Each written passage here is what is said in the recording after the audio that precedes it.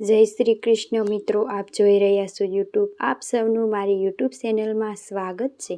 મિત્રો, આજે આ વિડીયોમાં આપણે જાણવાના છીએ મહામાસના વધ પક્ષની એકાદશી. જીવનમાં વિજય આપનારી શ્રી રામજીએ સ્વયં આ એકાદશીનું વ્રત કરીને વિજય પ્રાપ્ત કરેલો હતો લંકાપતિ રાવણની સામે. તે એકાદશી બીજી. આ એકાદશીના મુહૂર્ત વિશે, પૂજન વિશે, વિધિ તથા પારણા ક્યારે કરવા, આ એકાદશીનું શું મહત્વ છે તેને પણ જાણીશું. જો આપને આ વિડીયો પસંદ આવે તો લાઈક કરજો, શેર કરજો, કમેન્ટ કરજો.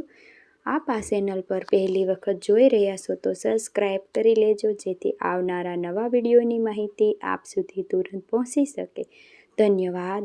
મંગલ ભગવાન વિષ્ણુ, મંગલ ગરુડ ધ્વજે, મંગલ પુંડરીકાક્ષાય, મંગલકાય તનોહરી. બોલો મંગલ મૂર્તિ ભગવાન શ્રી લક્ષ્મીપતિની જય. મિત્રો, નારાયણની જય. મિત્રો, એકાદશી એટલે કે 11મી તિથિ, જે વ્રતના રાજા સમાન આ વ્રત કહેવાય છે. એકાદશી સ્વયં ભગવાન શ્રી નારાયણનું જ એક અંશ સ્વરૂપ છે, જે દેવી છે રૂપમાં પ્રગટ થયા છે હોવાથી આપણે તેને એકાદશી માતા કહીએ છીએ.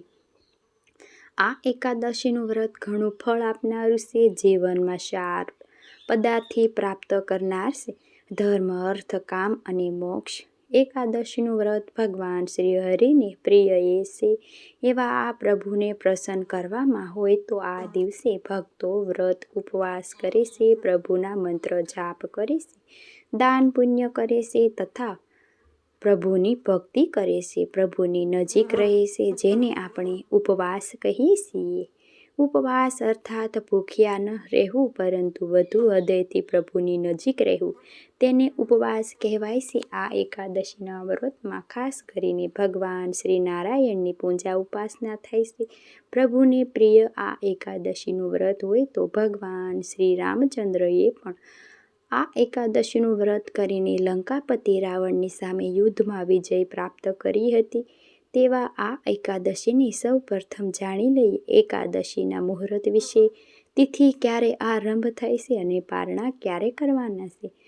આ વિજયા એકાદશી તિથિ પ્રારંભ થાય છે તારીખ 12 ફેબ્રુઆરી 2026 બપોરના લગભગ 12:22 જે આ તિથિ પૂર્ણ થાય છે 13 ફેબ્રુઆરી 2026 બપોરના લગભગ 2:25 ઉદયા તિથિ અનુસાર. હંમેશા એકાદશીનું વ્રત કરવું તે શુભ મનાય છે, માટે એકાદશીનું વ્રત તારીખ 13 ફેબ્રુઆરી 2026 અને શુક્રવાર આવે છે ત્યારે કરવાનું રહેશે. એકાદશીના વ્રતનો જે ભક્તો સંકલ્પ કરે છે તેને પારણા કરવાનું કહે છે. પારણા અર્થાત વ્રતની સમાપ્તિ. તે પારણાનો શુભ સમય તારીખ 14 ફેબ્રુઆરી 2026 શનિવારના દિવસે સવારે 7 વાગ્યાને લઈને 9:14 સુધી પારણા કરવાના રહેશે. ભગવાન શ્રી રામજી સાથે જોડાયેલી આ વિજયા એકાદશી હોય માટે આ એકાદશીનું મહત્વ ઘણું છે. આપણા ઋષિ મુનિઓએ પાપ, પુણ્ય, સ્વર્ગ અને આદિનો વિચાર ધ્યાનમાં લઈને મનુષ્યને સારા માર્ગે ચાલવા માટે વ્રત, જપ, તપ, ઉપવાસનું જે સૂચન આપેલું છે તેમાં એકાદશીનું મહાત્મ્ય ઘણું છે. આજે ભક્તો વ્રત કરવા માંગે છે તેઓ સવારે વહેલા ઉઠીને સ્નાન આદિ પરવારી શુદ્ધ વસ્ત્ર ધારણ કરે, ભગવાન નારાયણને કોઈ પણ સ્વરૂપનું ધૂપ, દીપ, નિવેદ, તુલસી દળ આદિનું પૂજન થાય છે અને પ્રભુને દક્ષિણા સમર્પિત થાય છે. જે દક્ષિણાનું આપણે બીજા દિવસે પારણા કહીએ છીએ. ત્યારે દાન પુણ્ય થાય છે. બ્રાહ્મણોને દાન પુણ્ય કરાય છે. પારણા દરમિયાન પશુ પક્ષીની સેવા કરવી, ગાય માતાની સેવા કરવી, તુલસી ક્યારે દીપક દાન કરાય છે. પીપળાના વૃક્ષની પૂજા સેવા થાય છે. આમ તો દરેક વૃક્ષ પ્રકૃતિ માતાની દેન છે અને હૃદયમાં દયા રાખવી, કોઈની નિંદા કુતલી ના કરવી. આ વ્રત એવું છે કે જો બહેનો માસિક ધર્મમાં હોય તો પણ વ્રત કરી શકે છે. પૂજા નથી થતી, ઘરમાં સૂતક હોય તો પણ વ્રત થાય છે. પૂજા નથી થતી, પરંતુ આ વ્રતના દિવસે ભગવાન શ્રી નારાયણ હૃદયમાં મનથી ધ્યાન ધરવાથી જીવનમાં ભક્તિ અને અંતમાં મુક્તિ પ્રાપ્ત થાય છે.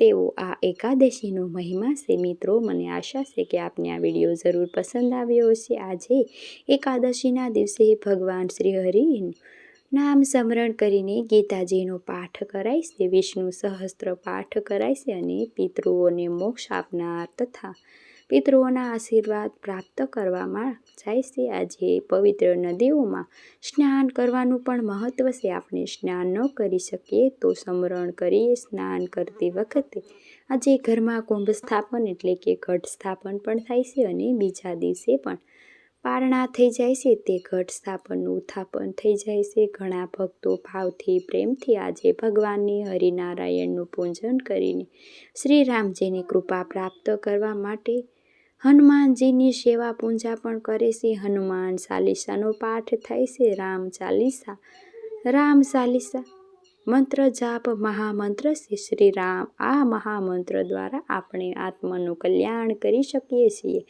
આ લોક તરીકે જઈએ અને અંતિમ મંત્ર છે. રામ માટે આજે આ મહામંત્રનો જપ કરી શકાય છે, લખી શકાય છે. ભગવાન શ્રી વિષ્ણુના ઘણા અવતાર છે, તેમાં ભગવાન શ્રી રામનો અવતાર છે તે મર્યાદા પુરુષોત્તમ સ્વરૂપમાં છે. આજે ભગવાન શ્રી રામચંદ્રની ઉપાસના કરી શ્રી રામનો આ મહામંત્ર તેને જપી શકાય છે. વિષ્ણુ સહસ્ત્ર નામ પાઠ બરાબર મંત્ર કહેવાય છે. તે મંત્ર છે ઓમ રામ રામ રામે રામે રામેતિ રમે રામે મનોરમે સહસ્ત્ર નામ તતુલાય રામ નામ વરાને. બોલો ભગવાન શ્રી રામચંદ્રની જય. બોલો શ્રી લક્ષ્મીપતિ નારાયણની જય. મિત્રો, મને સાંભળવા માટે ધન્યવાદ. આપ સૌને મારા જય શ્રી કૃષ્ણ.